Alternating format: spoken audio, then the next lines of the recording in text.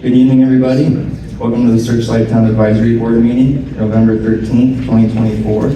Please note this meeting will be audio and video recorded.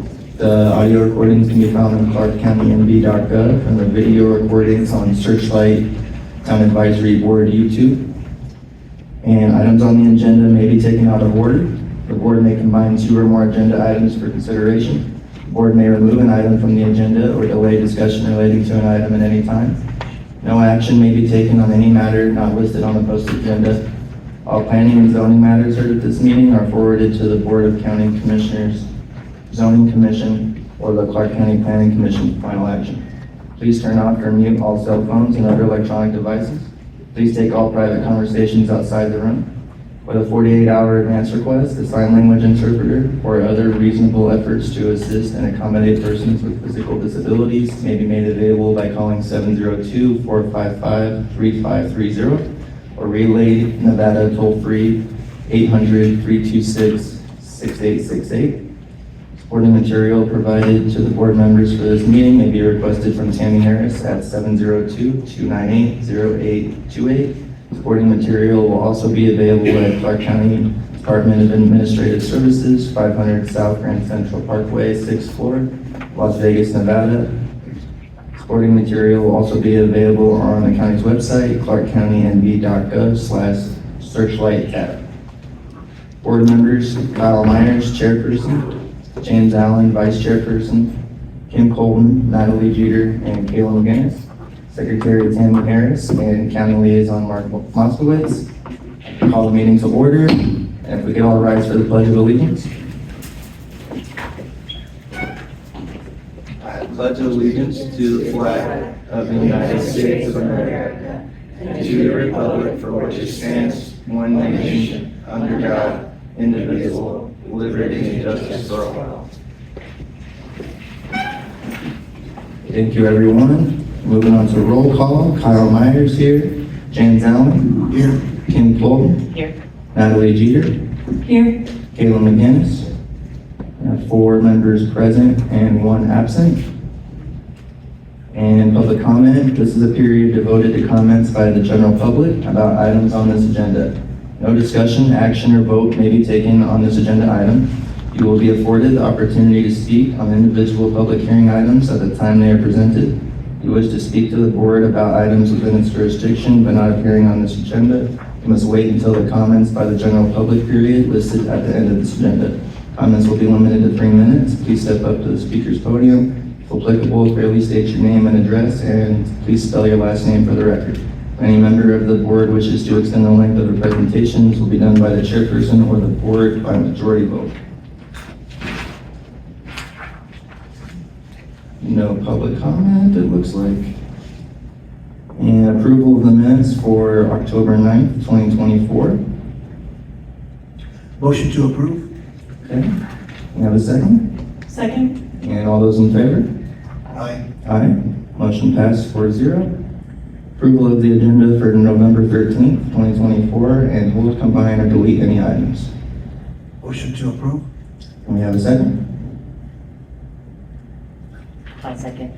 All those in favor? Aye. Aye. Motion passed 4-0. Informational items. Number 1, receive a report and updates from the South County Liaison Mark Moskowitz regarding updates on the Clark County dental van returning to Searchlight on Saturday, December 14th, Searchlight Community Garden, and any other updates from Clark County. Thank you, Chair. First, I just want to thank, well, I know on Monday was Veterans Day, so I want to just thank all our veterans. I was able to go with Mr. Knacht and saw a few familiar faces at a few events, so just thank you to our veterans for all they do, and it was a great ceremonies throughout the whole community, and I love driving down here and seeing the flags on the highway. That's always such a nice touch, so thank you. I know Kyle helps to coordinate that, so that's always a great little gesture in the community. The exciting news, I know we had the Clark County Dental Van came back, I want to say it was in September. They're going to be coming back Saturday, December 14th. So let our office know if you're looking to get an appointment, or also talk to Michelle Brown here at the community center. They're trying to fill up some spaces. So it's a whole free service. They'll do everything for you. Generally, they'll look at you and then they can plan that same day to do, they need to pull a tooth, do any surgery on the mouth or something like that. So it's a really robust van. If you definitely get a chance, come and look at it. It's gigantic. It'll be out here in the parking lot here, and they'll be here all day doing services. So just let us know. It's better if you can get an appointment and they can help you, but it's a really good resource. So we're looking forward to that. I know I have the community garden on there. I know Kelly will give much more exciting information, but I know we have water. It's getting closer and closer to being into the little bays of the garden, but we do have water now attached to it. So RPM was here doing a really good job of linking it up. So I want to thank RPM for helping with that. And then as one last thing, I know Trunk or Treat was on October 31st. I know it was a good turnout. Commissioner Knapp in our office, we gave a bunch of little goodie bags with bookmarks and candies. So sorry if all the kids were hyped up on candy. I gave Michelle about 5 or 6 bags and I think she went through all of them. So it was a good turnout. And as always, we've got the newsletter in the back. It's got a lot of good information about what's going on in District A. If you'd like to get this electronically, just let us know and we can put you on the mailing list. Those are all my updates. Thank you, Mark. Is there a flyer for the dental van? There's not a flyer, but I will work with Michelle to get more of the date and the times.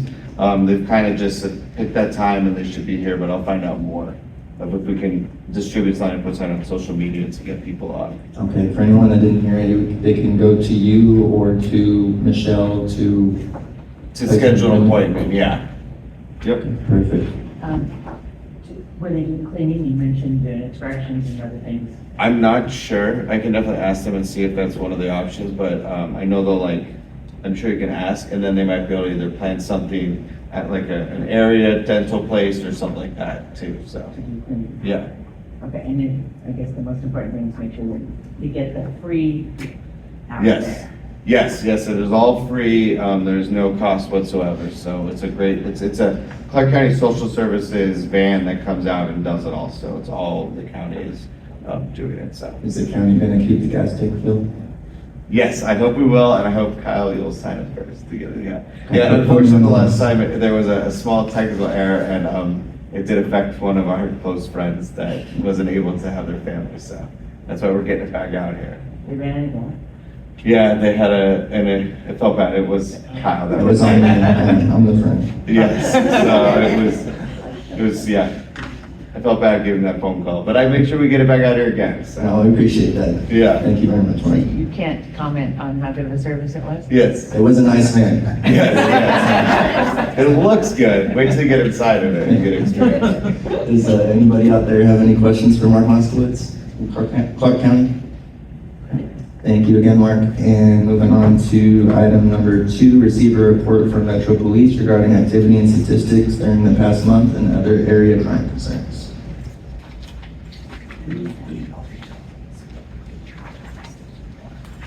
Hey, good evening, folks. My name is Sergeant Gene Gallagher. I work at a Walton substation. Looking at the stats from last year, there were 28 calls for service in 2023 here in Searchlight. This year, there was only 26. It was down by a little bit. For traffic sites, there were 9 citations issued as of last month. For battery domestic violence arrests, there were none.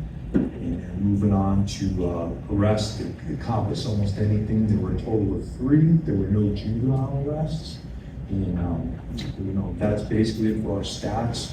We're aware you're having your holiday parade on the 23rd. We'll have some officers up here for that.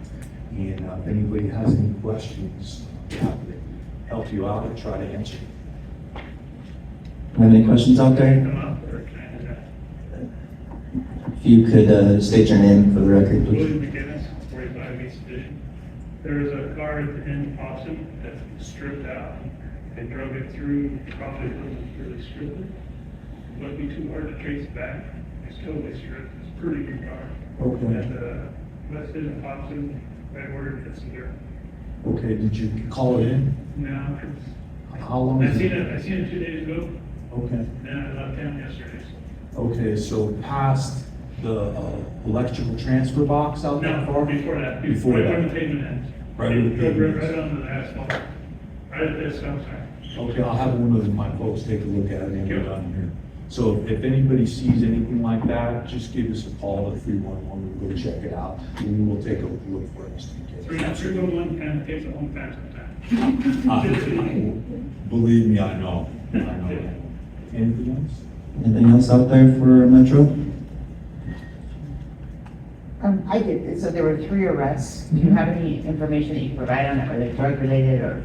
I do not know what the arrests were for, I just know there were 3, and I can't remember anything during my shift, so they had happened on the other side of the week, and nothing sticks out as significant or anything like that. And the last time I was here, you were asking if it was a local or anything like that, I have no idea, so, All right, thank you. okay? All right, thank you, officer.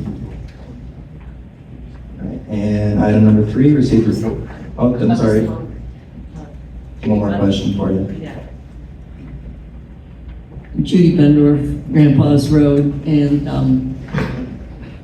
I know they've been out there once, but the squatters that are up past where our house is, they're still there. I know they've been red tagged by the code enforcement, animal control's been out.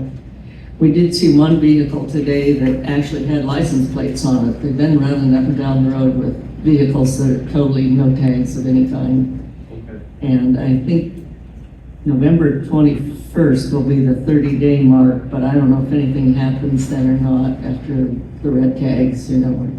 When you first reported that, I went out there and took a look at that, and we could have a sidebar conversation over who I came across. I'd be Okay. happy to do that. One of my officers today went out there as well, so we are aware of it. It's just, we'll talk about it afterward. Will that work? That works. Thank you. Thank you. Anything else? Anything else out there for Metro? Thank you.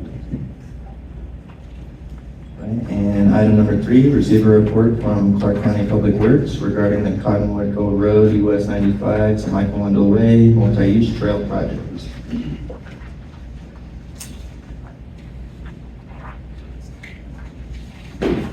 Good evening. My name is Brian Osborne. I work for the Clark County Public Works Department. I was asked to come over and talk a little bit about our Cottonwood Cove project. Excuse me. So I don't know if you picked up the flyers or the information that's at the front. We're installing, or we're going to install, we have it designed already.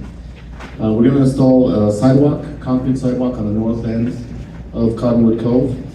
And it's going to extend almost from US 95 up to Michael Wendell. On the south end, we're replacing some of the AC paths that you have, also with concrete. It'll be 4-inch thick concrete, 5-foot wide sidewalks. And we'll also do some rehabilitation with the pavement, so we're gonna regrade some of the pavement. And if you pick up the information on the front, on the desk at the front, or the table in the front, it's the orange is your pavement in the street, and the purple is showing what the sidewalk replacement's gonna be, or the sidewalk additions are gonna look like. So other than that, that's what the Cottonwood Cove project is. It's basically a rehab of sidewalks and the street, the pavement on the street. I'll give you a little bit of time to pick up the information if you want, the exhibits. Can you repeat what the orange was? The orange is the pavement. That's the vehicular pavement for vehicles, that's in the street itself. And the purple is the sidewalks. Those are new and as well as replacement sidewalks. We're gonna replace AC with concrete. So, go ahead. the orange is the pavement you're fixing? Is Yeah. that what it is? Okay, that's We're- gonna be repaired, it's already Yes. pavement. And it's not only repairs, in some cases it's because we need to regrade those intersections, because we need to make them up to standards for pedestrian traffic, and including wheelchair traffic. So that's the reason we're regrading those, and when we regrade, we have to redo the pavement itself, even though the pavement wasn't in bad shape. But that's only for the orange areas. Yes. Do you have a timeline for this project? We were waiting actually for this meeting to see if there was any comments or anything that, people would prefer or want to add or any My questions first- that might change the project before we. My first comment would be it's a little less than the last time I seen one of these, but, beggars can't be choosers. So the blue would be driveways that you're installing? That's correct. I forgot to mention that. There are a couple of driveways that have to be modified. I didn't mention, but the cost of this project is going to be a little bit over $1 million.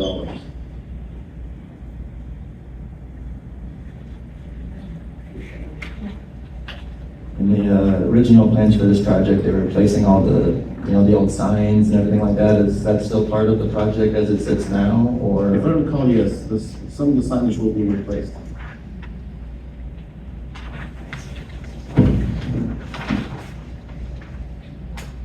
Yeah, so, that's what I was talking about, because originally this project was redoing, all of Cottonwood Cove Road and putting sidewalks on both sides. So it's a little less, but like I said, it's better than, no project, so. Did the budget get slashed in half there, or what happened? No, I think just construction costs have gone up considerably. So the budget probably stayed the same, it's just that things are so expensive right now. Well, we do, this is a whole separate item with our budget requests that we have later on, but we actually did have a couple Cottonwood Cove, Road, requests that we'd like to see done on Cottonwood Cove Road. So we had,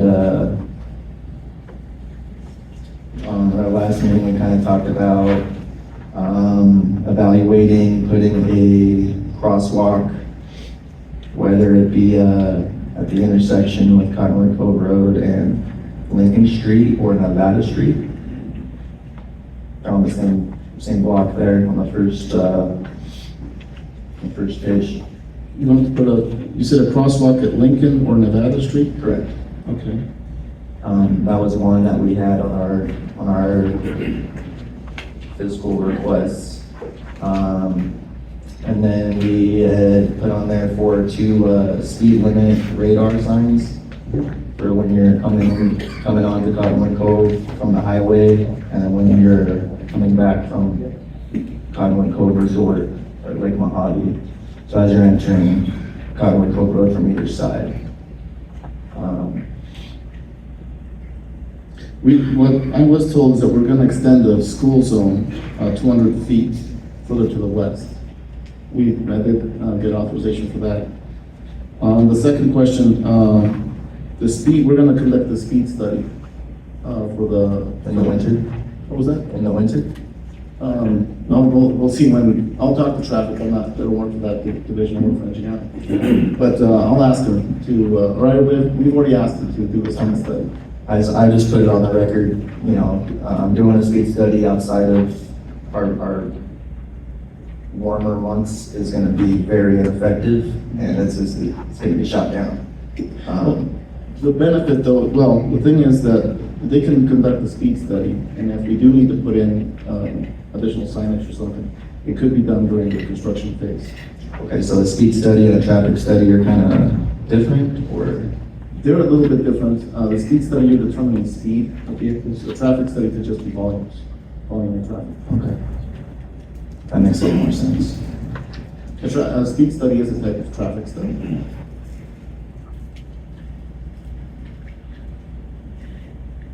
And there was, the last Cottonwood Cove request we had on our list was, solar streetlights. There's 2 intersections left on Cottonwood Cove Road in the immediate Searchlight area that don't have a street light. And then, I would just stick with the 2 intersections at this time, but Washington Street and Harry Reid Road. Yeah, our traffic division has been asked to do a study on that too. To see if it warrants it. Okay. All right. Well, those were my suggestions. You guys have anything you'd like to add?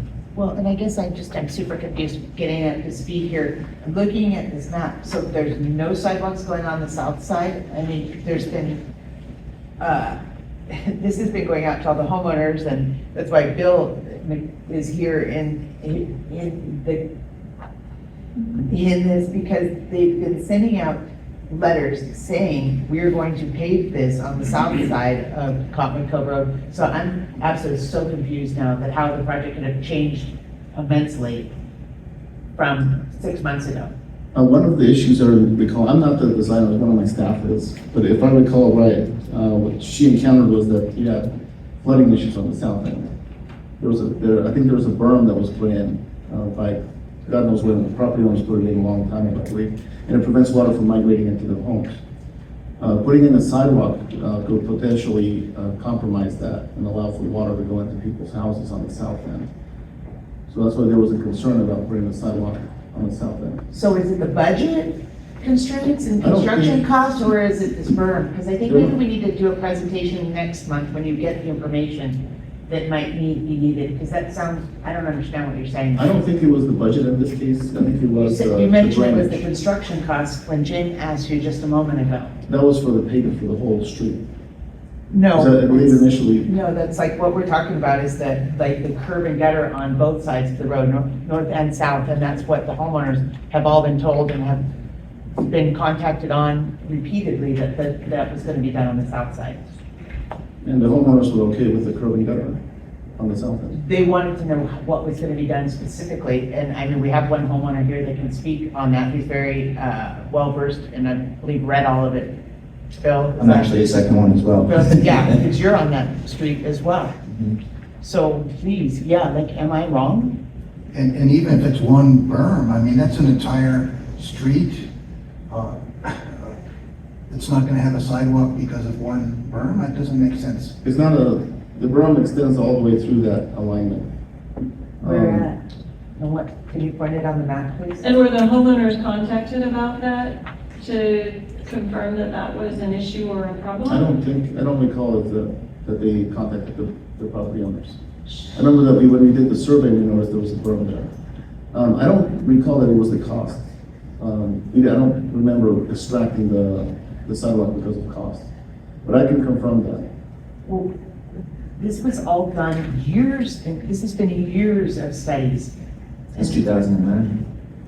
Yeah, I mean, but the last few years, they've been very in-depth and very clear on what we were doing, and so I'm just, how the survey now has thrown that off completely. I mean, can you show us where this berm is that you're referring to? If you look at, excuse me, the same alignment that the sidewalk carries, that berm would follow the same alignment along the houses on the south end of Cottonwood Cove. I'm not saying that all the houses had it, because I don't recall if they all did, but I do recall there were a few that had a berm there. Where? On the south end of Cottonwood Cove. It's not shown. I mean, Can you come and point to it? So, Sure. because we need to be aware of what you're referring to. This isn't all amazing to me. On the south But it's end, kind of, the whole thing is blown up. This is absolutely totally different than what was planned. around these houses. Which, so all from the entire length, you're saying? So there's one There was a homeowner bit- had one the entire length? No, it's not, I'm sure it wasn't just one, it was a few. But there is concerns that these houses might get flooded. In a rain event, because they are So low. do we need to go back to the floodplain study that was done just recently when they had that come out, where they were gonna bring it down the hill, drop it in here and have it go that way? And they said we couldn't have that for another When they were out, 20 they years? didn't seem very concerned about. Because it was the 10-year plan, and they're like, no, we're not putting that on a 10-year, so I'm like, well, is it gonna be on the 15-year, 20-year plan, what does that mean? are you mentioning the MPU? Is that what it is? The Regional Flood Control District? Yes. Study? Yeah, I'd have to look at what that was, what they were proposing, because this project does not have drainage improvements other than surface flow. But we're maintaining the existing surface flow, correct? Yeah, I'm kind of flabbergasted too, because we had a lot of meetings, where, cards all went out, people came out, voiced their concerns, and like Kim said, it was not one meeting, it was several meetings this went on. So now all of a sudden we get this and it's chopped in half, like, oh, because there's a berm there. Like, that doesn't make sense. I don't know if you don't have all the information, you're not the right spokesman, but I don't know, I don't understand what's going on. And I don't think any of us do, really. And honestly, at first it started out, it was always gonna only be the south side and not even the north side. And back in like '09 when they started this, yes. Yes, it And was then always the south side. I believe 2017, we went through this with Public Works as well, and we all landed at the time to do both sides. And then it progressed to, 20, it was supposed to happen in 22, and then 23, and then, finally we got to 24, and we got closer than we ever did. And right before, they advertised it this year just to That's start what I thought. construction during the summer. Right? Yeah. Construction should have already started. It should have been done, the whole project should have been done already. I could bring it up, to management again on the south end and have it reevaluated. Can you tell us why, did it go out for advertisement?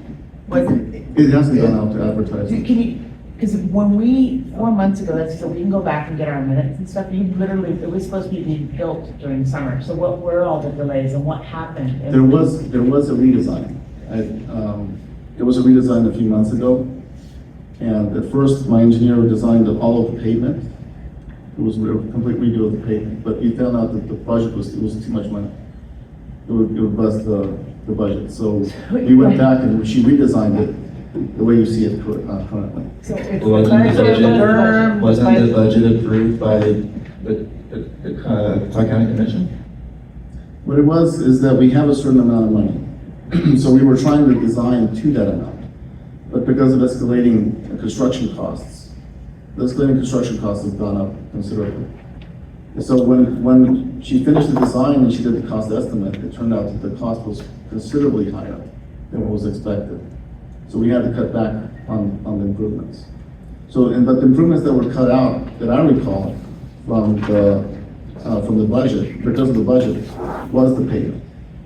I don't remember the sidewalks being cut because of the cost. I recall that she had issues, when she was designing it, she had issues on the south end because of drainage. Jen, right? Jean Stevens, right? Yes, I met her a few times. Very nice lady. It was a great design. She's one of our Until best. what happened? So, I guess, we're just a small town out here, so we're not gonna be able to get crazy with this, but I would be okay with this if we can get some kind of, at least this is a phase 1 or something like that. That would make more sense as opposed to just saying there's a berm there, so it can never be a sidewalk. I could look. Not- I'm sorry, go ahead. Sorry, what? I can discuss maybe the phasing. The request is to have sidewalk on both sides, right? Yes. Okay. And if not, we need to be informed of why and what's going on and why the redesign happened. And like you said, there's a berm somewhere, but specifics as to why and what, and for the flood issues, and very clearly laid out as to why we're not getting this and what we need to do. Because we're a gateway into a federal park. We are a gateway, this road is a gateway into a federal national monument.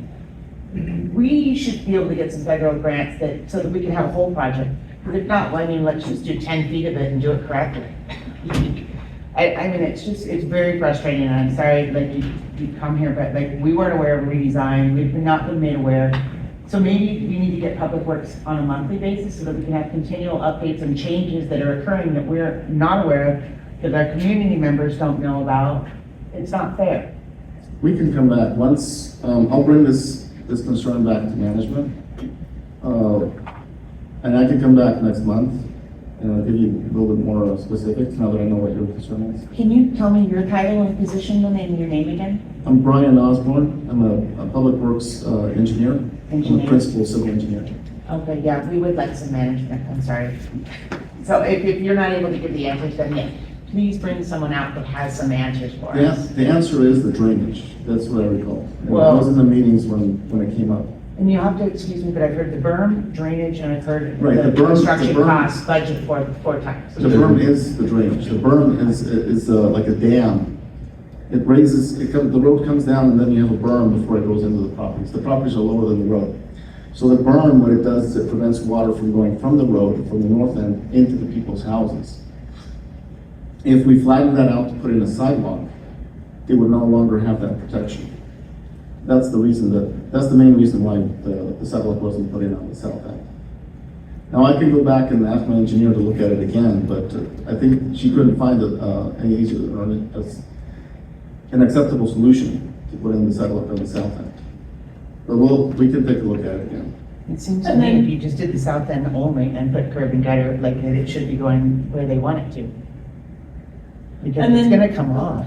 Well, the south, there was curb and gutter in the original plan, so I'm not sure where the concern of, this concern is coming Because from, the curb is really. gonna stop it from going into people's homes. So Right. I guess to me, it doesn't, I don't. Right, so there was curb and gutter in the original, and correct me if I'm wrong, there's no curb and gutter now, The right? curb is only 6 inches tall.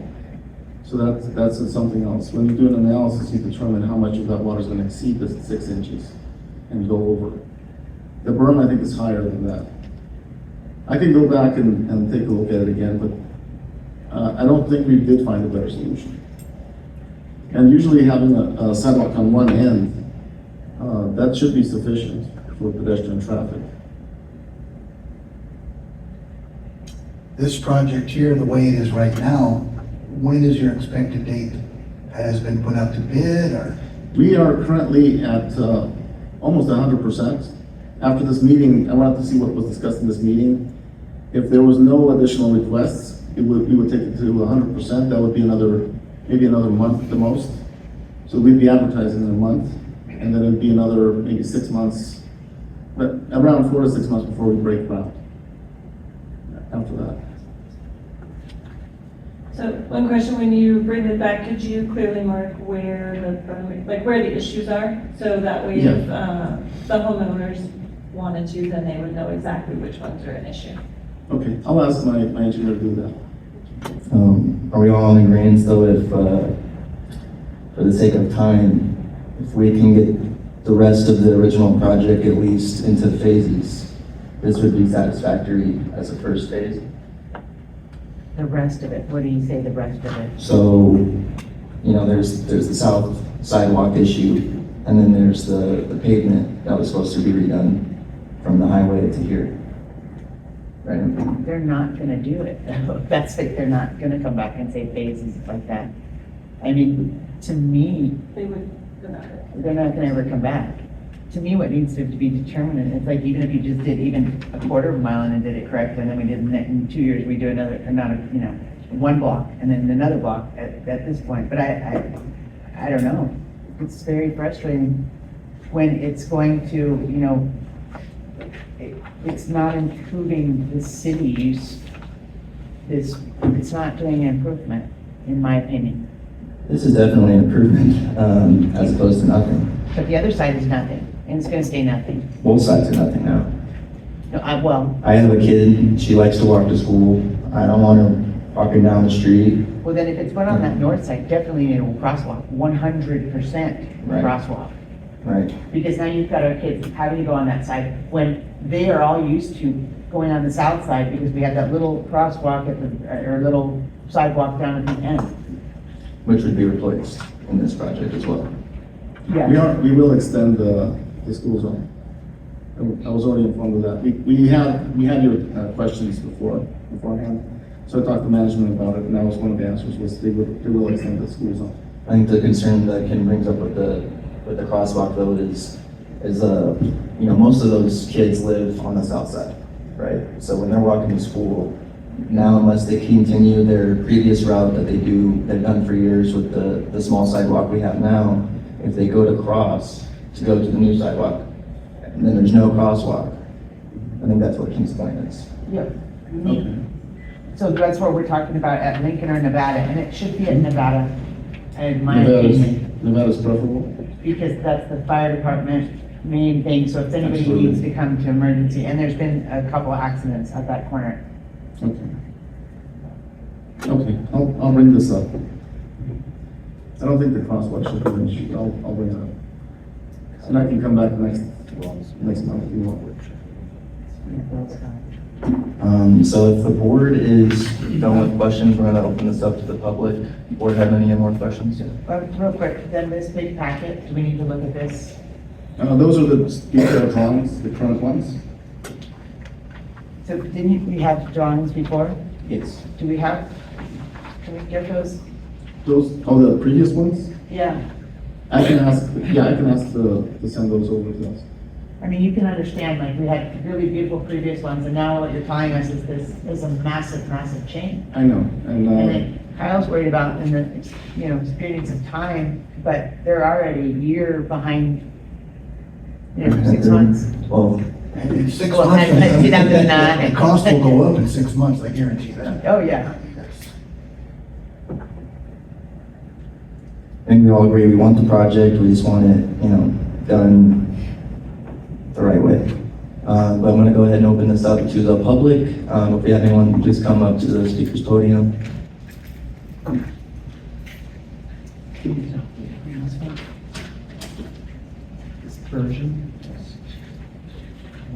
Hi, Bill McCombs, 145 and 135 Cottonwood Cove Road. This is south side between Maine and Lincoln. And I'm also questioning for further east to Nevada. Some people I know have asked me questions about it. And briefly, just to validate what Chairperson Myers was saying, any speed survey or tracking you do right now is going to be not valid to spring or summer. So I wouldn't even waste the time. I've received 2 certified mail letters and 2 final plans and revisions to final plans. My concern has always been not the sidewalk, but the curbing, because curbing in front of my properties would eliminate access to the front of the properties. And also there's another item that I didn't hear discussed, and that was a 5-year no-cut warning where homeowners could not access sewer lines for 5 years if improvements needed to be made or new structures were to be put up. So obviously, if you're not gonna tear the road out, is the 5 cut still in effect, 5-year no cut? Nobody knows, because the last letters we get don't advise us of everything that's going on. In regards to the curbing, I did contact your planner by several emails, and I think what you're referring to as a berm is a replacement for curbing. And I was assured that although there's sidewalks going, at the time, were going in front of our properties and further east, and she responded to me this way in email, that I could drive over whatever berm it was and across the sidewalk to gain access to the property. Now, I'm not sure how our friends at Metro would feel about me driving over the sidewalk. I almost feel like I should carry that email with me, but I'd rather see a better plan in place. If it's a matter that homeowners can put in driveways or work with the county to put in driveways for them, if need be to access the property, I'm all for it. But I just don't want to have the front of our property blocked off, because then I'd never be able to move or improve a structure. It would be blocked. We'd be blocked in off Cottonwood Cove Road, because that's how quite a few of the people access their property at this time. And we just don't know. The information's all over the map. So thank you. Thank you, Bill. Bill? I had a question on the final that you've received, Bill? Yes, Is this the final that you've received? there was a second final, and then there was a revision to the second final. So, This would be the third. This is the This third is the final? third. yeah, it said, I think 60%, so it's hard to follow which one is the most accurate. And there are contradictions. It's very hard to follow these because there are many pages, but when you look at them closely with a magnifying glass, they do contradict each other. In fact, one of the finals said, end of curbing on the south side, way down by Main Street. And then the plans that came out after that didn't have that little arrow with writing, so nobody knows. Thank you again, I was gonna mention the 5-year no cut doesn't go in effect if you don't modify the pavement for the roadway. So if the pavement in the roadway is not replaced or redone or installed, it is not, there is no 5-year no cut. It's only in areas where the pavement is replaced. So that, once the final plans come out, you'll know where the 5-year no cut's gonna be. So to clarify, Bill mentioned that he received 2 finals. So you're saying that they're not final that he received, even though they? Well, they wouldn't be finals. It was 60%, I think, prior to this one. This is the 90. This was the 90%, if I recall. So what were the other ones that were put out? So we put out a 30%, a 60%, and then a 90. And then once it's finalized, we go to the 100% becomes the bid set. That's bid out. And then after that, once everything is bid, we have a final issue for construction set. But what you would have received till now would be the 30 and 60%. That's what you would have had. I never received 30. I don't know about anybody else on Cottonwood Cove Road, but regardless of the percentages, the first one I got was the full project, all sidewalks and all the street redone. And then the second, and there was multitude of driveways. Not everybody got a driveway, but there was a lot of them. And then when it was revised, I want to say around Memorial Day. Don't quote me on that, but it came out again, and the only change that I noticed was all of the driveways were removed. And then this is the third, so this would be the third actual, drawings that I personally received. And my property on Cottonwood Cove Road is actually right across the street from Mr. McComb's there. So, do we have any other Can I ask one question? On the driveways, because it seems like that would be an issue. I know I probably wouldn't want to have to drive over a curb in the sidewalk every time I pulled into my house. Would we be able to get information on the cost to add, because we are looking at the budget and some of these things, we might prioritize that over some of the others for the project. I'm not sure if that would be something that could possibly be added. I'm not sure why the design wouldn't have the driveways. If we put in a curb, we don't usually let people drive over the curb. So I'm not sure where that came from. Okay, But, you had just mentioned it, so I Yeah, just and I'm not wanted, sure what the reason that would be a why. concern for me also. There might have been a misunderstanding, because you wouldn't expect people to drive over the curb. Well, Okay. so there were certain portions that would have curb and gutter. So it wasn't curb and gutter like from side A to side B all the way through. There was curb and gutter kind of sprinkled throughout Cottonwood Cove Road, if that makes sense. Yeah. And then, so what I had the same concern as Mr. McCombs about, I asked about, well, hey, my property doesn't have a driveway, is that an issue? And I was told the same thing, to just drive over it because it would be flat. And so I guess I can understand that if the whole thing's flat. But I think there's this confusion, because the curb and gutter wasn't the entire length of the road. And people were assuming it was when they heard curb and gutter. So you were gonna have curb and gutter in front of your property? Like in front of my property, no, there was none. But they told you it was gonna be flat enough for you to drive over. They said it was gonna be flat and I could just drive right over it. Yes. How do you access your property currently though? I actually access it on Hill Street. Personally, I know there's, like it was mentioned, there's several other properties that go through Cottonwood Cove Road. I just don't feel, I could do that with my property, I don't like that, so. Typically, development review, they'll authorize, per home, they authorize one driveway. So it may have been that she couldn't provide you with a second driveway, because we can't do that, it's against the rules. That might have been the reason why she might have said that you'd have to drive over the curb if you wanted to access a different way. Because she's a licensed engineer, we all have limitations in regards to our license. So we can't break the rules. Okay, so what you're saying is, because I have a gate on Cottonwood Cove Road now, my main access is on the opposite side, but there's a vehicular access on Cottonwood Cove Road. So if there was curb and gutter in front of it, it wouldn't be able to open, it'd only be able to open inward, and then I'd have to drive over the curb to go in from that direction. Unless you It's had not- an authorized access on Cottonwood Cove. If you had authorized access, I don't see, I wouldn't see why technically you would have to drive over the curb and gutter if you had access, you provided access toward Cottonwood Cove for vehicle access, for driveways.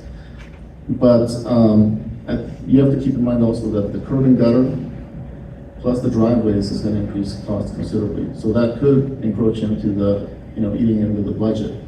And that could be one of the reasons why we didn't put curb and gutter.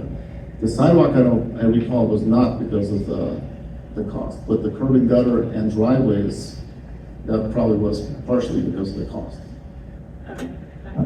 I would definitely agree to look to revise, if we could get the second sidewalk in, without the asphalt, that would be great. The second one on the south Right, side. to have them both going Well, at the same time. Without the I mean, if anything, I still think that you'd want to beautify the south side over the north side, honestly. Personally, I disagree.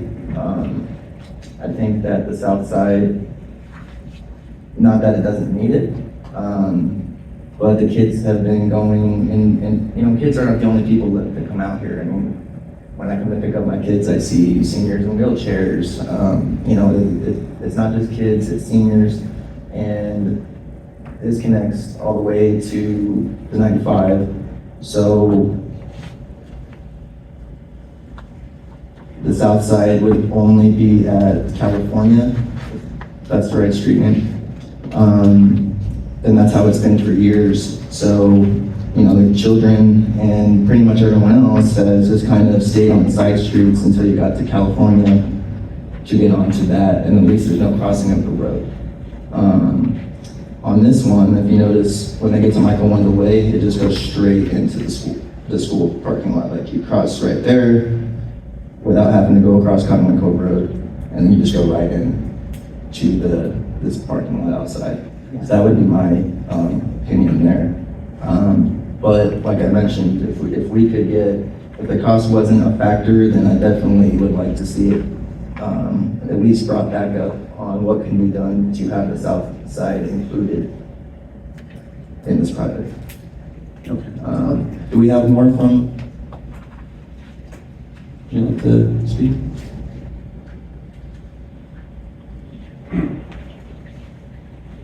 Maintenance 145 East Edition Street. I have neighbors that live on the north side of Cottonwood Cove Road, and all I see is a sidewalk. I only see two driveways on the north side, and that's at the bait shop, the storage. Are they gonna have a roll sidewalk or curb because I'm getting way too many different conflicting things. And that's number one. Number two, like they said, I don't know why they cut it from the budget. Can you tell me what the budget was, what they cut it back to? The original budget for the whole project. Do we have that on record someplace? Can we have it next meeting? I want to see how much they're cutting back. Because I'm sure it costs whoever put the first design in, it cost us a lot of money to do it, and all for nothing. But I'd like to know how my neighbors are going to get into their driveway.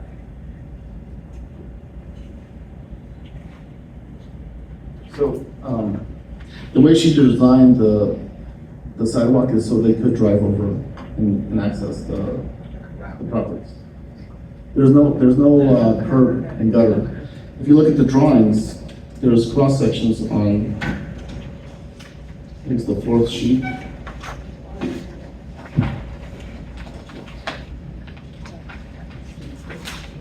Just a minute, for the back.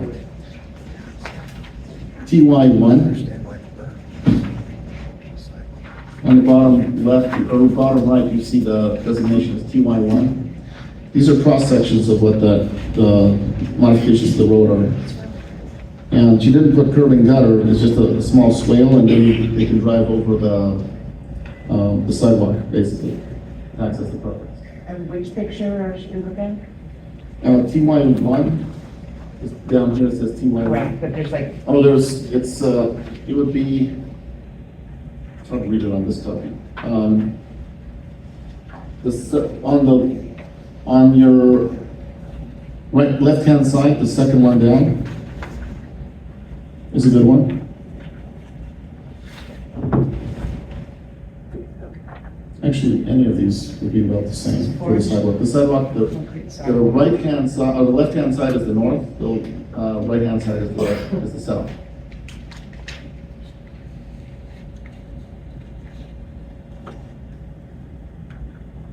So it doesn't look like it's a roll, it says a 4.1 slope to match existing ground, is that my understanding?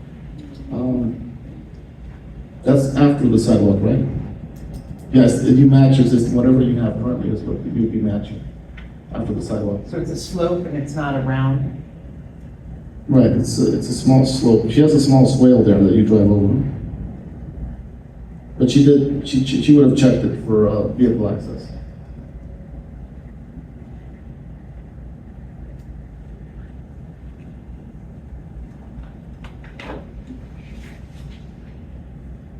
And concerning the budget, the $1 million, I think, is probably the original budget, and that's why we kind of stuck with that.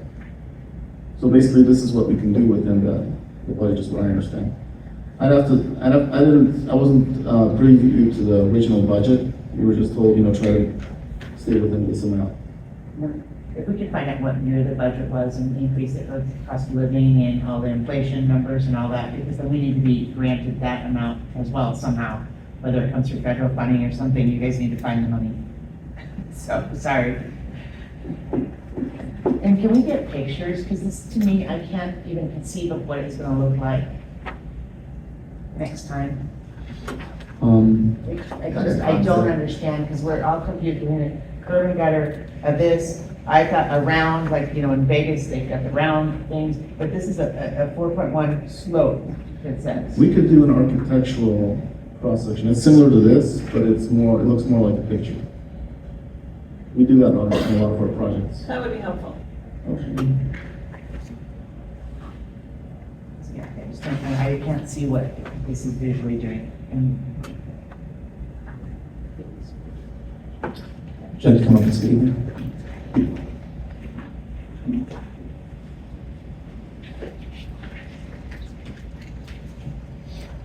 Yes, Bill McCombs again. I mentioned about conflicts, and I thought I just heard you say, okay to drive over the sidewalk.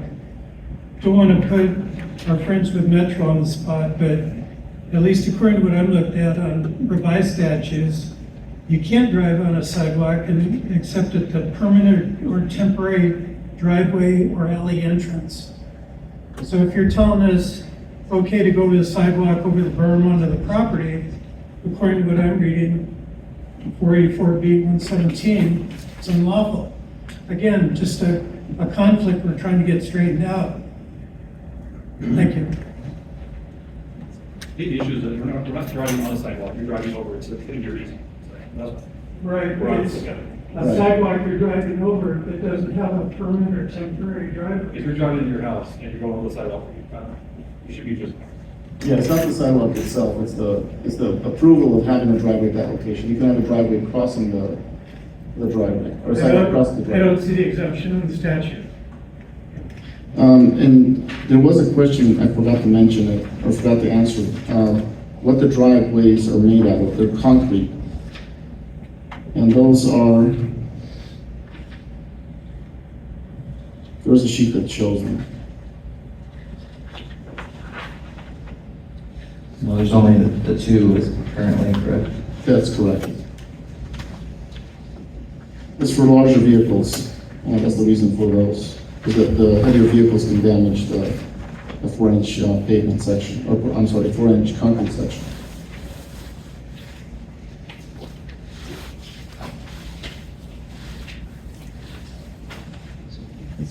But the driveways are full driveways. They're designed to withstand heavier loading. Just have to find the drawing.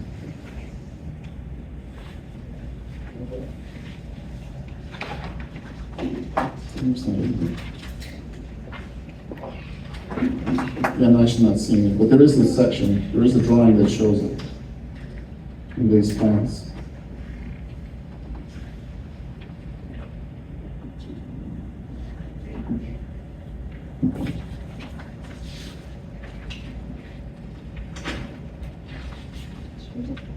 Anyway, the answer is, material is concrete, they're both concrete, driveways.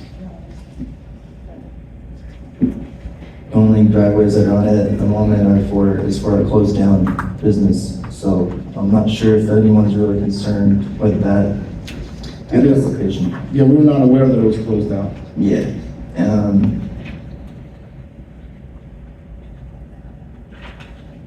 Is there anybody else out there with any questions or concerns? I had a question, the business, what is this business? Or The closed down business? it is the spot you have the driveways at currently. Right, but what was it? It was a gas station and store, and it's part of a boat storage. The boat storage is open, so I mean, I guess it is open technically, just not the store. Okay. Okay. Once again, I'm asking for my neighbor, if he drives over and has a delivery of concrete to pour a porch or something, and is that gonna hold up, the sidewalk gonna hold up, who's gonna be at fault if it doesn't? If he, has Drives a over larger his truck. Yeah, and it takes us, get 4-inch concrete, who's gonna be at fault?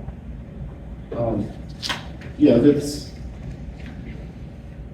if he has a very large vehicle drive in, it should, Yeah, his driveway is on Cottonwood Cove, he has no other way into his property. If you put a 4-inch sidewalk, Or when he they were- has the delivery of concrete with refrigerator, whatever. Even propane deliveries, I mean, if you're driving concrete, it depends, if you're bringing in a mixer truck, fully loaded, it may crack the concrete. But, Whose fault? I think the county at that point would repair it, I'd have to ask about that. Just like, you know. But, I'm not sure that, having a truck that size would be, it wouldn't be common to have a truck that size driving into somebody's property. We have propane out here, and almost every home out here runs off propane for heat, so those trucks have got to access the propane tanks. I don't know how much those trucks weigh. I don't either, I'm just saying that would be one situation. The standard vehicle, what was that? About 50 to 60,000 pounds. The whole vehicle. Absolutely. And those have to drive into people's property. For some of it, depends on where the propane tank is located. They have to get off the road anyway. Yeah. Yeah. Okay. do we have any other questions, comments, concerns out there? So I just add one thing, because there's no natural gas out here, so that is the gas option out here in Searchlight. Let me ask about that. If you do have actual, typically we don't see large vehicles driving over residential, into residential properties.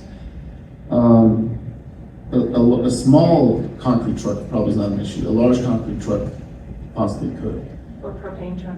Yeah, propane truck, I'd have to see what that would, 60,000 pounds, is that right? About 50,000. 50,000? That's loaded. Okay, I'll have to look into that. I think maybe that's not normal wear and tear at that point.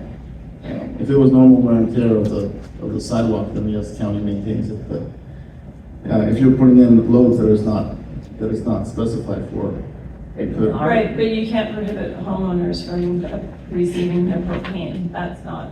In our community, it's normal wear and tear, so that needs to be It's taken into normal. consideration. Right, and I'll take a look at that. We'll look at the options for that. And all the properties receive propane? Yes, Most of them, yes. Okay, there is no natural gas out here, okay, there's not an option. okay. I'll bring that up also. Thank you. Thank you very much. Very passionate about our projects, we don't hate you guys. Thank you, Brian.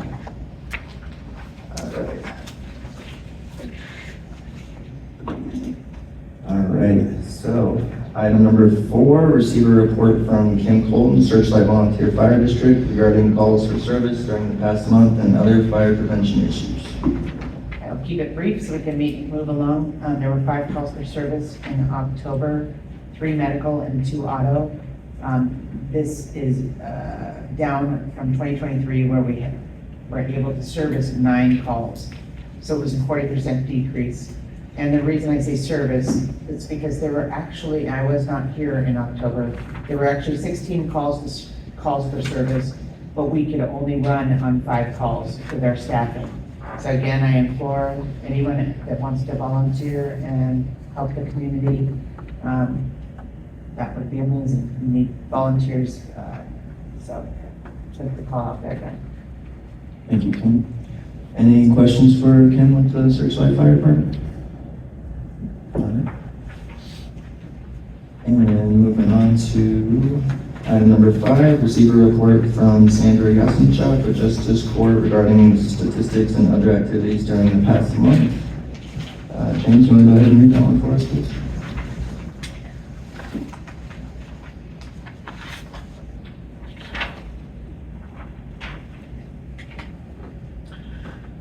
Okay, so the court calendar, 12 arraignments, 19 status checks, all hearing trials, 9 actions taken, new civil citations filed, 224.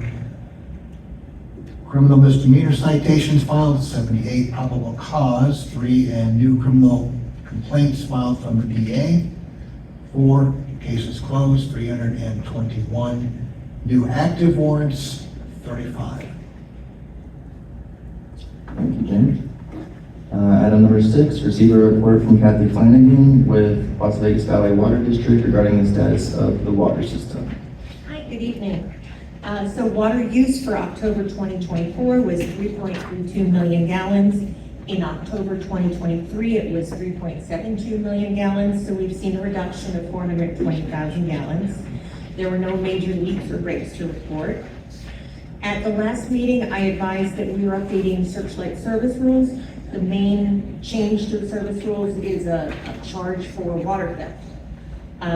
We did our public process. No businesses said that they thought that would have a fiscal impact on them. So our board approved that on November 5th, just that there's no fiscal impact to businesses. That's what they approved.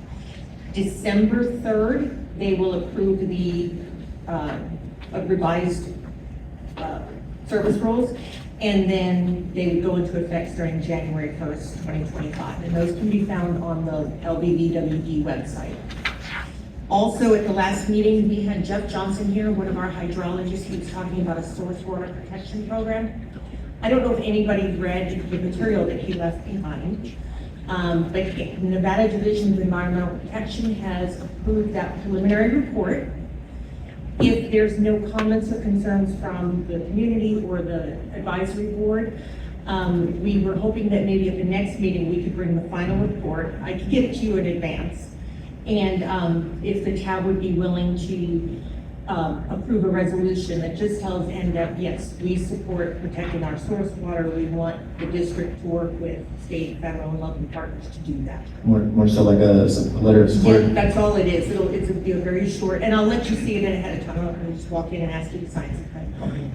But it just would be, yeah, we support this protection. Yeah, I would just say, just get with Tammy on that. and- Yep.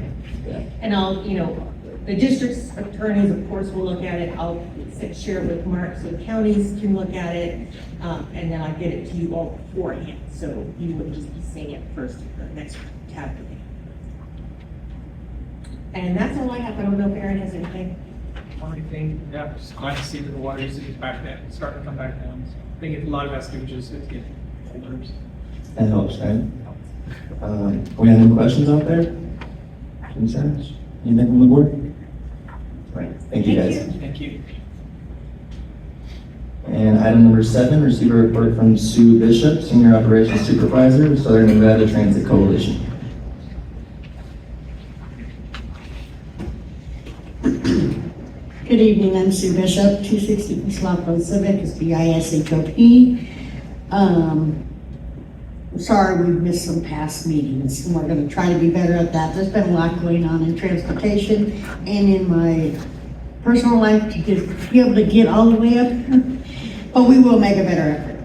Just wanted to let you know that our ridership has increased. And that is due to a lot up here in Searchlight with coming to the board meetings and talking with the public. We've used our bus stop many times for Vegas Express.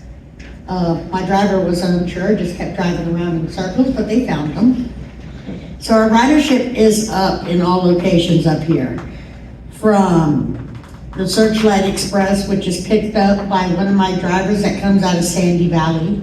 He has made a great rapport. I want to say donations are up, which is, we don't ask for a whole lot because we leave it donation based. We understand the community is tight, so we try to leave it donation based, and this community is stepping up, and I appreciate that.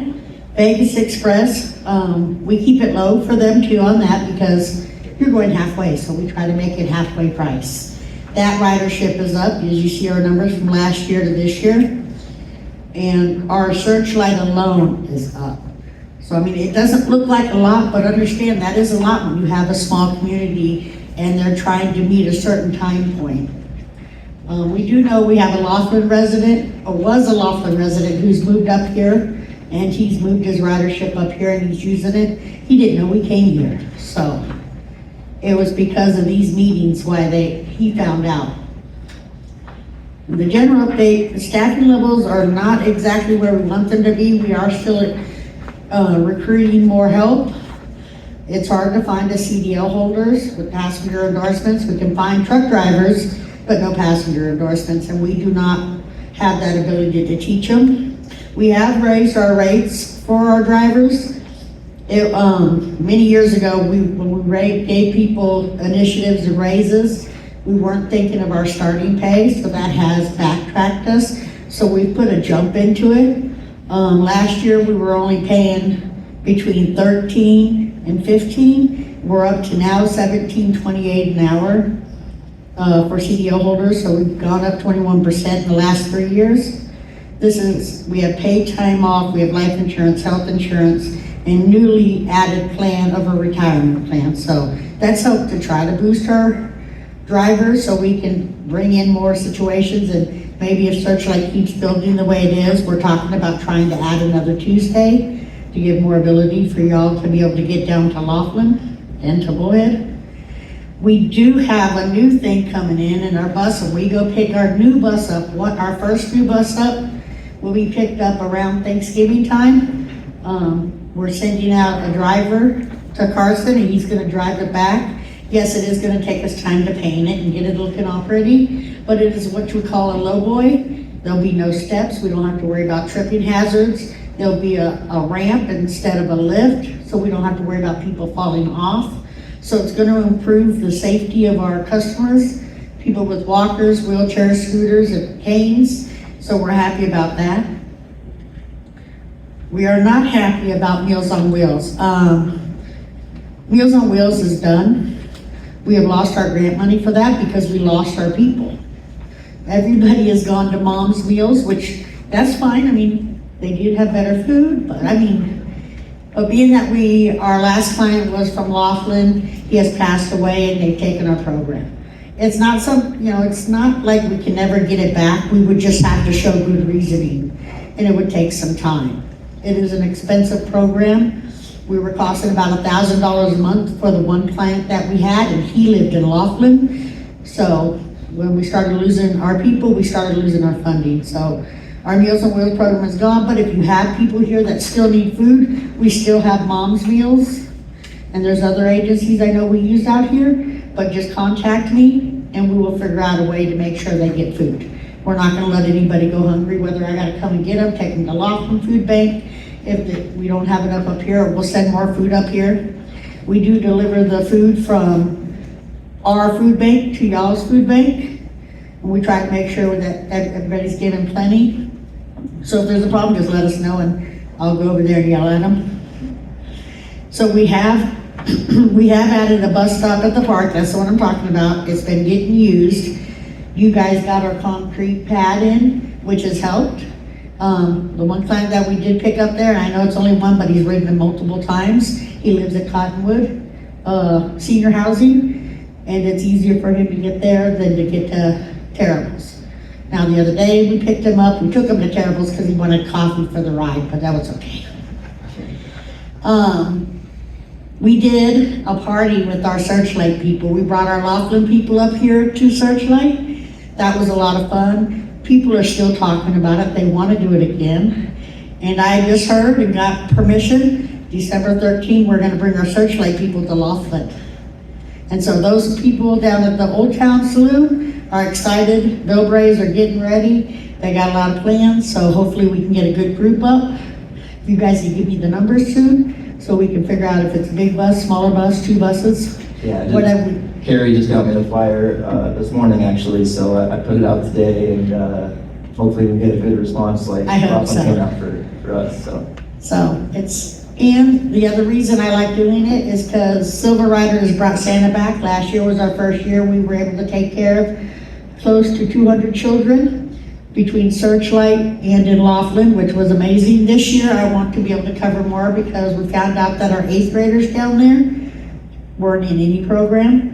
So this year Silver Riders adopted every 8th grader in Laughlin. And if you guys have a problem up here, you guys need more funding for your kids, let me know, we'll figure out something. I am working with some people up here to make sure we go shopping again. So, but let me know. I do want to find out when y'all's parade is, because we'd like to be in it. The 23rd, December 23rd? yes.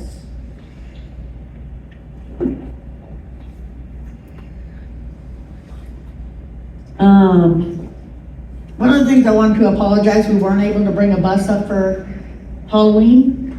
We like to do our scary bus. We have 2 of our buses, 2 out of the 5 buses we have are experimental buses. They're the first in the country. We are the first in the country to have them. They couldn't handle the heat. They are lithium batteries on top. Everything got overheated, so they had to go back in for service. So we lost 2 buses for a while, and that's why we could not come. But next year we'll make an extra for the kids, and we will make sure we get back up here. We couldn't do it for Laughlin, we couldn't do it for here, so that was sad. We like to do that for y'all, because your kids appreciate it, I want to tell you. Nothing against my Laughlin kids, but We missed you guys, we missed you yeah, guys. so it was sad. All I had was a little truck, so we couldn't do much. But next year we'll make it extra big and go extra crazy. One of the things, the Silver Riders office is gonna be closed, for the first time ever since we've opened our business. It'll be closed on Thanksgiving Day, Christmas Day, and New Year's Day. There will be no Vegas Express, there will be no paratransit, but we will keep our city buses moving. But, no one travels on those days, but we've always just sat there waiting. So companies voted that we're gonna close on those days so people can be with their families. Any questions? I wish I had one, but you're always so thorough. It's because I like you guys. We like you. You guys have any questions? All right, you guys have any suggestions or anything that you would like to happen, something to change? Maybe if you guys find out that your people would like a different day to go down to Laughlin instead of the 2nd and 4th Tuesday, let us know. It's not in stone. We can always try to merge into maybe closer. 2nd and 4th Tuesday is pretty well so far because that's when your people get paid. And so we tried to match it up to other people's payments. And communication's a little scarce with some folks around here, but maybe you guys could put like a small survey out there for people getting on the bus or something like that. You can do that. And then there's a senior center and then the Cottonwood Apartments, like you mentioned. Those would be good places to kind of get feedback from. We can leave the surveys there and get them back to you guys. Good idea. So if I send them to you, would you be able to get them out there? 100%. Where else? Senior Center, Cottonwood Cove, where else do you think? Would here, the library? Library would be good.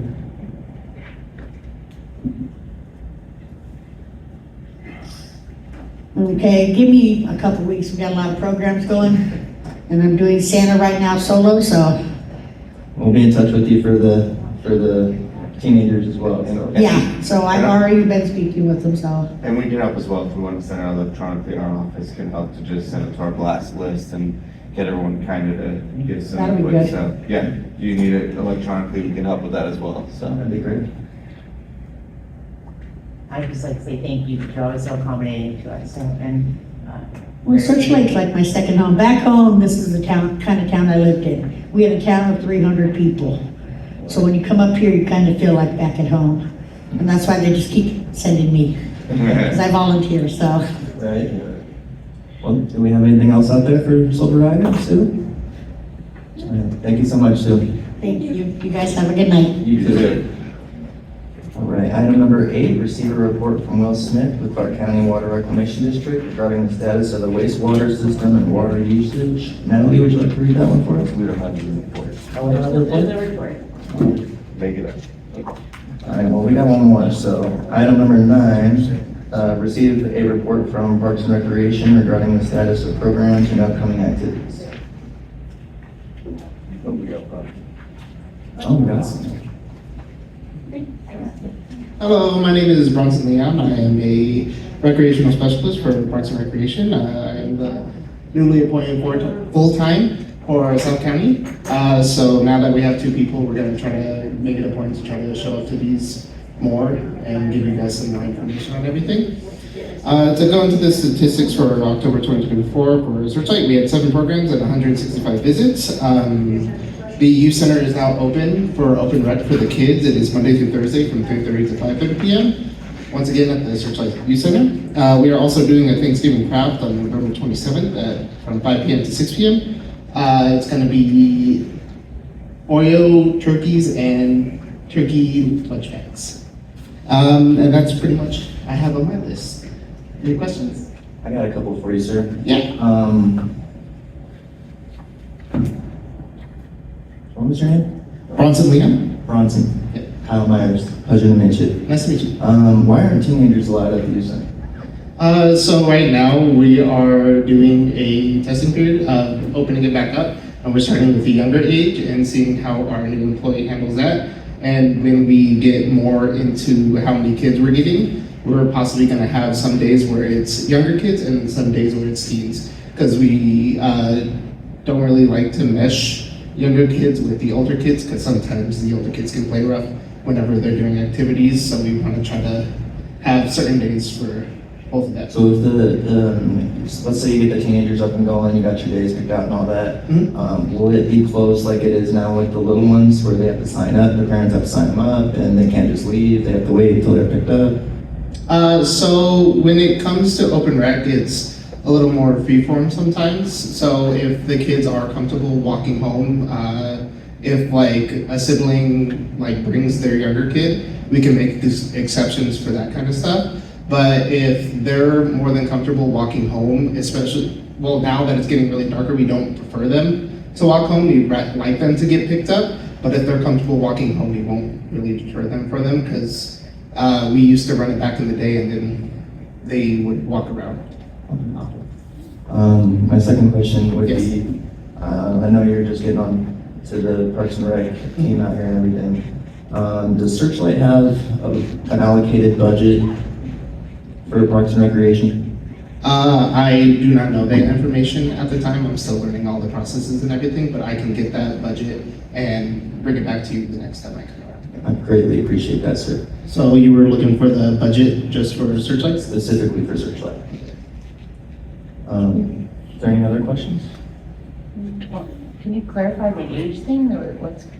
So for open rec, we have a certain age range of kids that we do, where it's usually around the age range of 5, sometimes depending on, it's usually if they're potty trained, we allow them to come into our programs, but 5 is usually the youngest, all the way to 12. And then after that, it'll be the teen program, which we're gonna be implementing later on once we get through this testing period of this new employee and seeing how many kids we get and everything. We'll have like 2 different groups that we will be working with. So 12 and under, and then 13 and under. Yeah, 13 to usually 17. Once they reach 18, they won't be able to come to a kid program at that point. It'll be adult programs. So just a rough idea of how long the testing period is and when you think you'd be able to set up for the older teams so that we can let them know? Yeah, absolutely. We're trying to go into the new year with a lot of this stuff because we're still waiting on the whole Calamari thing as well to see if we can open up Calamari for that as well with that same worker. That was actually my follow-up question. So are you guys still hiring for a position, or is this new hire doing both? This new hire will be doing both. He'll be doing this one and Calamari. And then we're planning on opening Calamari in January as well. So essentially, let's say you open the rec center up for teens for 2 days a week? Yeah, so it's Monday through Thursday right now. Yeah. So we plan on having 2 days for teens and then 2 days for youth. They never. Okay, so there's really, kids will only be expecting to go there for 2 days out of the week. Yes, at the moment, yeah. Okay. Now is that, because I just don't, I'm kind of confused on how you can dual position that with a lot of 20 hours. Yeah, that's like what we're trying to figure out. Like I said, I'll bring it up with my supervisor and try to get it to see if we can hire another employee. I asked her if we were able to, but currently with the budget that we have there, she said that we aren't able to hire an extra person within our budget, but we can try to work around that and talk to her about that. Would that be the Laughlin budget? Yes, the Laughlin is like coinciding with the South County altogether.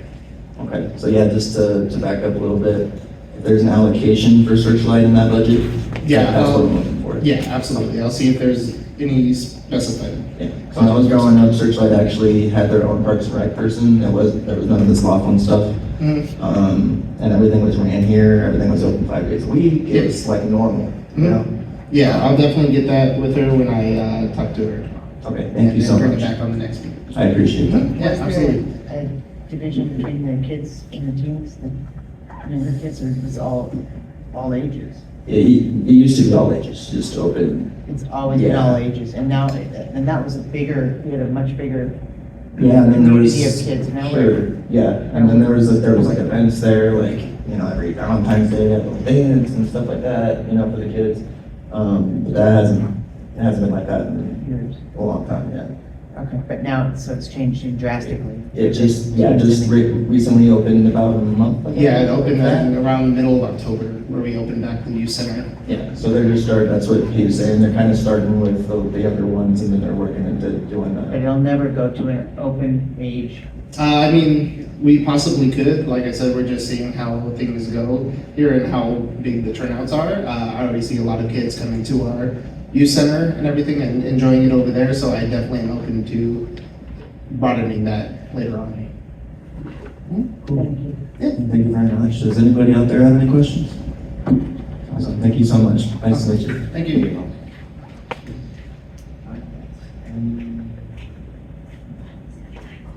All right, and item number 10, receive a report from Kelly Allure, South Clark County Coordinator with UNR Extension regarding the status of programs and upcoming activities. Good evening. UNR Extension 4-H is excited to let you guys know we're going to compete in our first Lego robotics competition next Saturday, November 23rd at Desert Oasis High School in Las Vegas. The Searchlight 4-H Minors is the culmination of 3 boys and 2 girls in the junior high school division. So junior high still has some interaction here. They're working on completing coding for 4 of the 15 allowable undersea missions.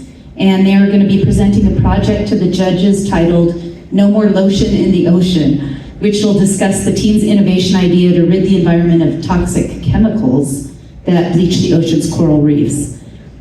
We've been working, they're not comfortable talking in front of people, so it's going to be our demise, but they will look great. We have cute little hats that we got from NV Energy at National Night Out.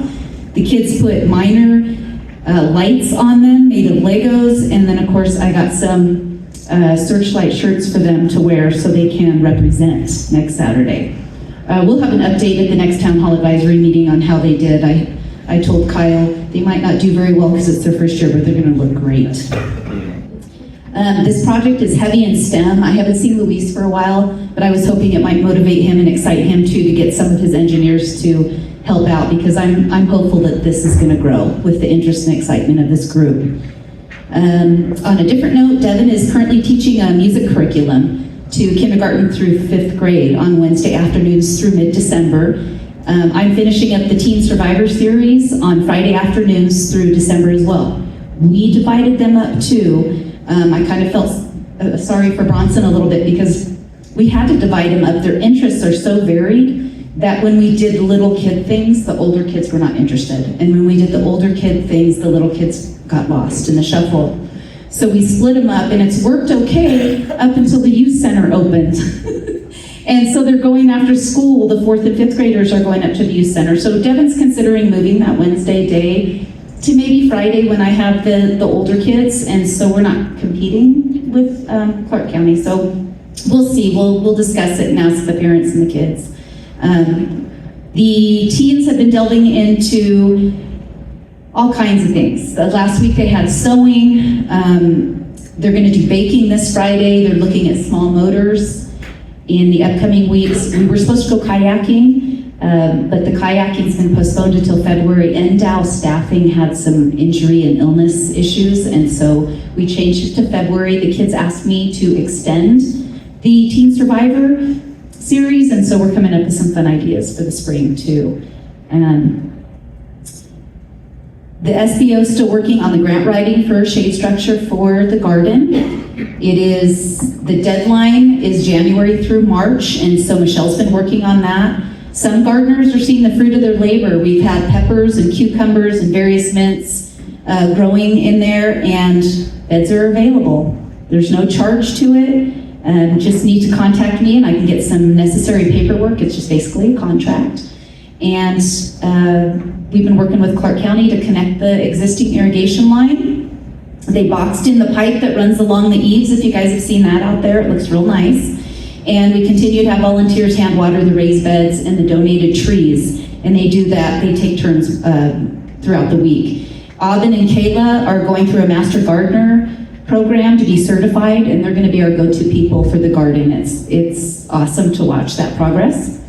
We're presently looking into irrigation materials, and Billy and I have been talking about it today about how to implement that watering system to each bed and attach them to the timers. Las Vegas Valley Water District, we caught Aaron. His ears were burning when he walked in. We were talking to him. They donated a backflow valve that we needed to get the garden pushed through by the county. They don't want the water backflowing back into the pipe. And then they also donated a timer, a solar timer for the main box. So they've just been instrumental in getting this garden going. We just continue to thank them. Every month we see them here at the meeting. This next Monday, November 18th, James Allen is going to be hosting a computer literacy class at the Senior Center. So please pass that word along. 5:30 to 7 p.m. The class is free and open to the public. UNR Extension has several iPads for use for the workshop if needed. If you don't have your own computer to bring, just let me know how many to bring. So reach out to me. My information is in the back. The flyers are in the back on the back table. My good news is that Devin and I received communication back from 98.5 KLUC's toy drive just this week. I contacted Chet Buchanan last year. He goes up on the riser every year and he gets toys donated. And I called and chatted with him, and I think I was maybe 40 days into this job last year when I talked to him. And he called me personally and left me his cell phone number, so I know he's a genuine guy. And I said, well, hey, you talk about Nevada kids, you talk about Clark County kids, Searchlight's Clark County. What can you do for these kids down here? I just started, there's not very many of them. They're great kids, they deserve stuff too. So I was a little late last year. So he gave me the information on how to apply this year, and we did it. And I indicated that I'd love the kids to have outdoor equipment. We've been doing fishing with NDOW. We want to get them into skateboards and bikes and just outdoor fun and games.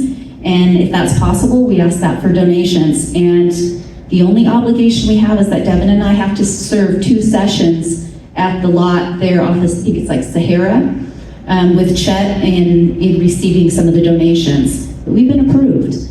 And I'm pretty sure I gave a pretty good number for the younger kids and the middle school kids. So when Sue was up here talking about the middle school kids, I did say middle school and high school kids, they like gift cards. If you don't have anything else to give them, they will buy what they want and what they need. And with Sue bringing them to Laughlin to purchase that, I think it's going to be an extra special Christmas for them, because we told them that we were coordinating with SBO, the parade, the Santa visit on December 23rd. And so I just thought that was good news for this community, that KLUC is doing something for Searchlight. And it might be a duplicate of what you guys already do, but we'll take it. Any questions for me? No, that was a great report. All right. You should have brought the robots kids to read your report to help them with their public speaking. We're practicing. If any of you are interested, they go on Friday from 4 to 5, and I'm having them go Monday, Wednesday, and Friday next week too, because they're a little cold in front of a audience. So. It's all great news though, Kelly. Thank you so much for everything you do for the community. Is there anything from the board? I just want to add that the computer literacy course that I'll be hosting, or you'll host it, I'll teach, I guess. I'll focus also on security. Everybody I know has been scammed in some way, whether it be, your debit card, a fake text, clicking on something, stealing your password. And I'm going to address most of that stuff. New scams come out all the time, but at least to give you a good foundation of protecting yourself. And we thought it was important right before the holidays too, because they seem to be immensely popular right before Christmas, the Christmas holiday. And there is some information also in the newsletter, the monthly newsletter. I let that in the back also from UNR Extension. It does have some information on that too. But thank you, James, for hosting that, because he has a great background in that. And do we have anything else from the board? Anything from the public? All right, thank you so much, Kelly. And item number 11, receive a report from Tyler Young with Searchlight Library regarding current and upcoming programs. Hi, I'm Michael Chapman, the library assistant, and first of all, we have a month-long book sale. All books are half price. They're 50 cents instead of $1 all month long, and they're in really decent condition too. So, on the third Tuesday of every month, we have a sewing class, and that's done right here in Parks and Rec with Michelle. And I recently donated a brand new sewing machine for that, so there's an extra sewing machine available. So you're more than welcome to learn how to sew on the third Tuesday of each month, and that's at 11 a.m. On Thursdays, we've learned through trial and error that that's our really successful day for crafts, and people love their crafts. So we have crafts almost every single Thursday. And something we've recently done to change things up a little is have just a wide range of time for the craft to be available, so you don't have to get here when it starts. But you have 2 or 3 hours, usually starting around 11:30, to come at your leisure and do the craft when you want to come and do the craft, so you don't have to be here at the exact time that it starts. And that works for some people. And we end up getting around a dozen people coming to the crafts on average, which is a fantastic number for us. So that's on Thursdays, typically starting at 11:30. This month, because of Thanksgiving, we'll have a craft on the Wednesday before Thanksgiving. On Saturday, the 23rd this month, we're going to be showing the movie Knives Out at 2 o'clock. And on the last day of the month, the 30th, we'll have a book club, which is at 2 p.m. Next month, we don't have a calendar out yet, but I'm hoping we can have an Elf Day and show the movie Elf and have the board game Elf, so you can play the board game just after you saw the movie. Thought that would be a fun idea. And we'll probably have quite a few winter crafts also, most likely on Thursdays. Awesome, lots of good stuff going on at the library. Any questions? Anything from the public? Awesome, thank you so much. Item number 12, receive a report from Kyle Myers regarding current road conditions and public works concerns. Nothing new to report. I did get a confirmation that the potholes that I reported last meeting have been filled, so those have been fixed, and Cottonwood Cove Road is that much safer for your vehicles. Is there any questions or concerns? Have you heard from Vic Peters? Yes, thank you for reminding me about that. So the project is all ready to go. They expect it to be happening in the first quarter, maybe early second quarter of next year. It just needs to, it was going to go to the November NDOT executive meeting, but it was canceled because that fell on Thanksgiving Day. So it's going to be approved in December, and everything's full steam ahead. Hopefully that budget won't be. Oh, that one sounds pretty solid. This is for the south. That is from where they stopped on the south end of, right before Searchlight. Remember they did that a few years back?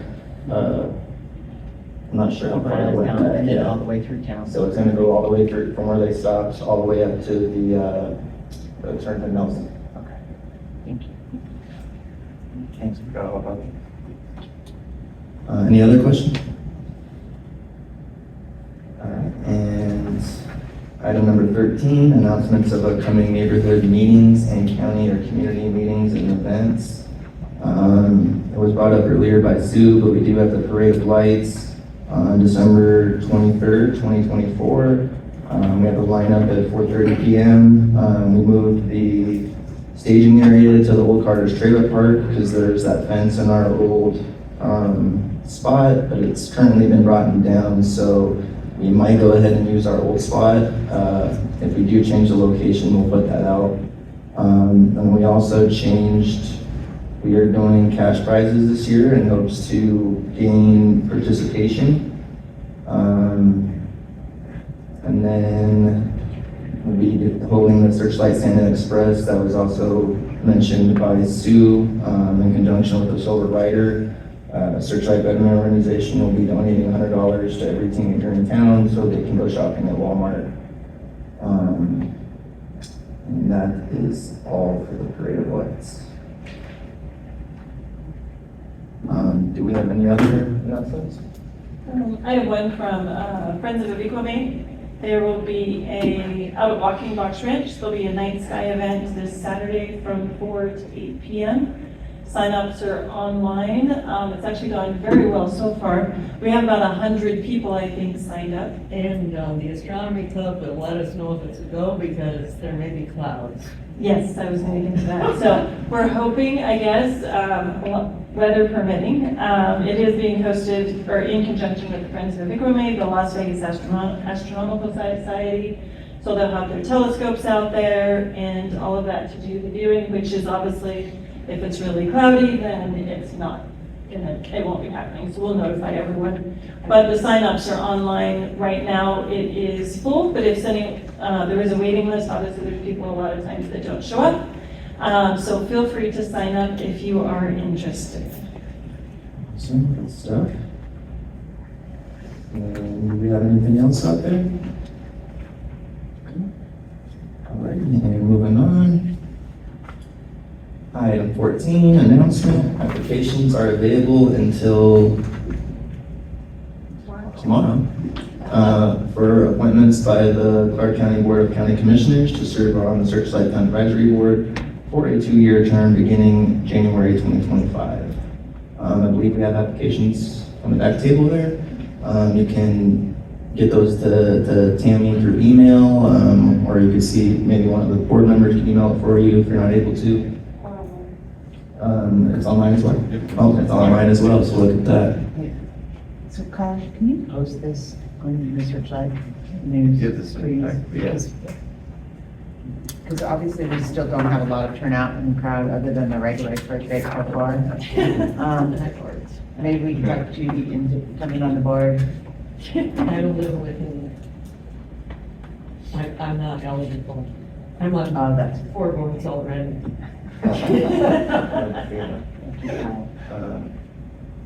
She's a great participant on the faculty. And moving on to planning and zoning, we have none. So we're going on to general business. We have one item, review and finalize the fiscal year 26 budget requests. So.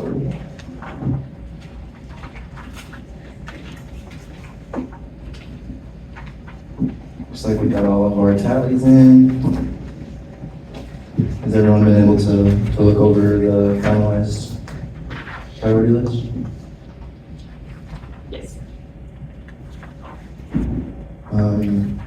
We had lengthy discussion prior to this meeting, at our last meeting, but Kim, if you had any questions, were you able to send your time? Okay, perfect. So yeah, I guess, it's not much to discuss. I don't know if you just want to read them down. I want to read them down in order.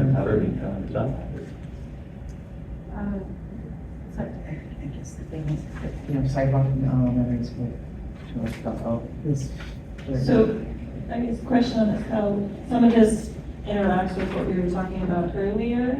Right. So I'm not sure how we handle that with the cross, because that's some of the items in here that we're looking for. Yeah, so it's actually would be beneficial to us because we might get a few of them done on the list. Yes. So, because I don't, So I don't know if that changes anyone's ranking based on what we discussed this evening, because that is, obviously coincides with the project that they're looking at. yeah, but it didn't sound like any of those, maybe the crosswalk, would be happening. But again, like Mark, just, mentioned last month, this is more of a wish list. And as it is right now, the Cottonwood Cove project does not have any of these items. So, I mean, if any, I don't know, are we able to change rankings today? Because, I'm fine with my rankings personally. They like to have it, sooner than later, yeah. So what I think is good is, like you said, I mean, a lot of these, I can talk with Brian, with Public Works, and kind of like, it's good to have them on the list. And then we can, you know, if they get taken off the list, then you kind of bump stuff up. So I think it's good. We mentioned a lot of that today to Brian with Public Works, which is really helpful for him to be here and all that. So, I don't see a problem with it. I think it kind of encapsulates everything that you guys have been looking for, but, yeah. And as always, we can always still discuss things, you know, throughout the year as well, so. I'm not gonna read them all in order, but if anyone would like to see the list after the meeting, please come up and, feel free to. And they're in the back. Oh, they're in the back as well, so. Yeah. Go ahead and take one home and check it out. I guess, So- if you want to just at least mention, like, our biggest wish list is to pave around Searchlight Park. To make community look better. Yeah. So that's number one. So we're hoping that we'll get at least number one. Number one is, paved around Searchlight Park, I have such a few. Department of Public Works. Like that. Just remember, the community garden was on it, and it is now off. It was. That's not that ever impossible, you know? Yes. I think it's a good list. I'm proud of the list. I think everybody voted in a good way. So with that being said, if there's no other concerns, I'd like to make a motion that we finalize the fiscal year 26 budget request. I'll second. And all those in favor? Aye. Aye. Motion passed 4-0. And comments by the general public, a period devoted to comments by the general public about matters relevant to the board's jurisdiction will be held. No discussion, action, or vote may be taken on this agenda item. Comments will be limited to 3 minutes. Please step up to the speaker's podium. If applicable, clearly state your name and address, and please spell your last name for the record. If any member of the board wishes to extend the length of the presentation, this will be done by the chairperson of the board by majority vote. And public comment? All right. So our next meeting date is December 11th, 2024, and at this time I'd like to motion to adjourn. Second. All those in favor? Aye. Aye. All right, meeting adjourned. Thanks for coming, everybody.